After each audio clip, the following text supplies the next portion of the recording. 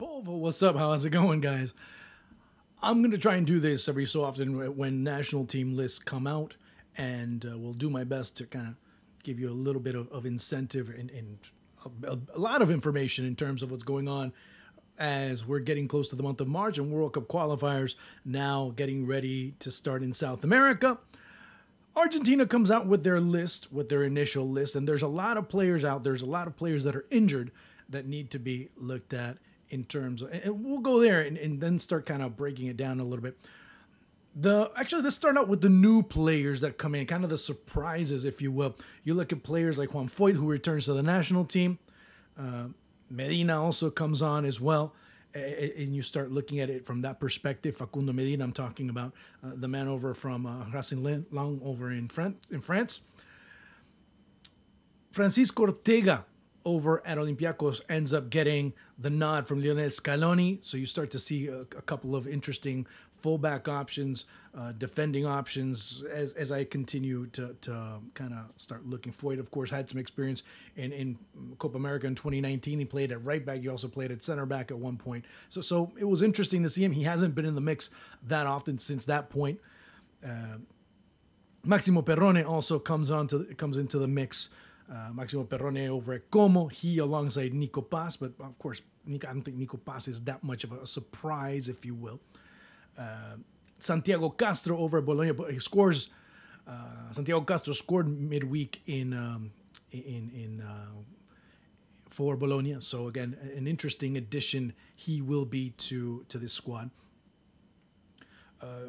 Lisandro Martinez, obviously he's out. Angel Correa comes on. Paulo Dybala most likely will be on, he is already on the list. So it'll be interesting to see that as well. Huevo Acuna, Marcos Acuna, over at River has just been a turnstile. He's been a cone. He's basically out of the mix. He looks like he's on the downside of his career. And not only that, it's very tough for him with his current level or his recent level over the past year and change to really start looking as a viable option compared to Nicolas Tagliafico over at left back. Now, Paz also out due to injury, and Marcos Senesi also out due to injury. So if you start looking at it from, Dibu Martinez, Jeronimo Rulli, Walter Benitez, those are the three goalkeepers. Nahuel Molina, Gonzalo Montiel, interesting to see him back again. He's been, if there is a bright spot for River, it's him. And only him. From an offensive standpoint, they've struggled. They lost this weekend to Estudiantes. But if there has been a bright side for River from an attacking standpoint, it's been Gonzalo Montiel since he's returned to South American football. Cuti Romero coming back, or at least that's the expectation, is there's a lot of talk in terms of what's going on with him over at Spurs and how he'll be able to get into the mix as quickly as possible there. Germán Petzela, a bit of a question mark when it comes to him and his current form. There's been question marks in terms of why not someone that have been talking a lot about Kevin Lomonaco, man from Independiente. Why not give him an opportunity and look at him? But it's been more about in the central defense, more, okay, you've been part of this here. Let's continue. And kind of that's been the overriding factor over recent form. It's been experience with the national team and what you've been able to do. Leo Valerdi from Olympique Marseille, he also returns to the national team lineup. Juan Foyt, as I mentioned earlier. Nicolas Otamendi, another player that's been kind of solid. Facundo Medina, I already mentioned him before. Nicolas Tagliafico, I already mentioned him before. He will be most likely the starter at left back. It's interesting because there's more right backs than left backs in this, although Panchito Ortega can play there. Leandro Paredes, after everything that happened between him and Boca, he'll continue coming, and he's been able to get some playing time in recent weeks over at Roma. Enzo Fernandez, Rodrigo de Paul. Some of these names become pretty obvious. Enzo Fernandez, Rodrigo de Paul, Ezequiel Palacios, Alexis McAllister, who was just sensational this midweek, of course, when they were able to get the big win, Liverpool. And you look at other players, Giovanni Lo Celso getting another chance. Maximo Perrone, he alongside Nico Paz have been integral to what Cesc Fabregas has been able to do over at Como. Giuliano Simeone, great addition in my opinion. You look at what he's been able to do over at Atletico Madrid.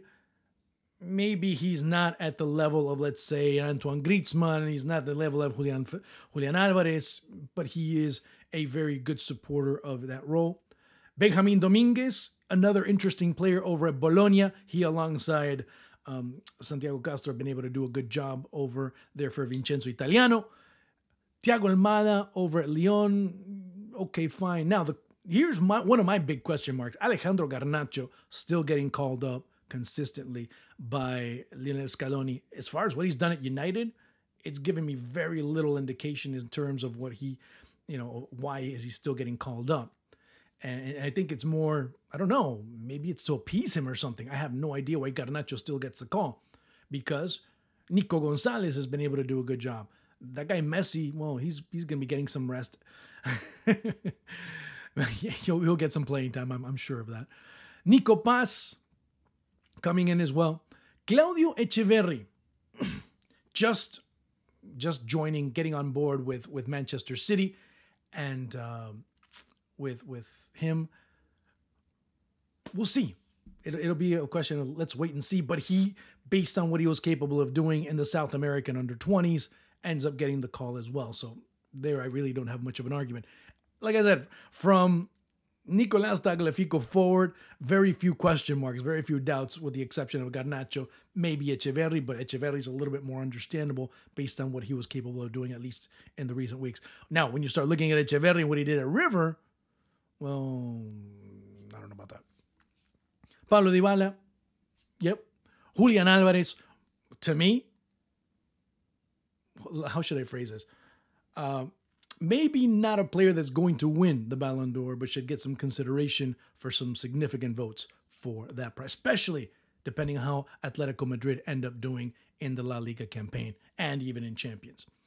Lautaro Martinez also, as I mentioned before, Santiago Castro, and Angel Correa, the call-up list for Lionel Scaloni. Let me know what you think. Let me know who you agree with, who you don't agree with. I'll have this posted in the notes. I'll have a lot of information. Of course, let me know what you think about this call-up. So, guys, I'll talk to you in a little bit. Until next time, ciao.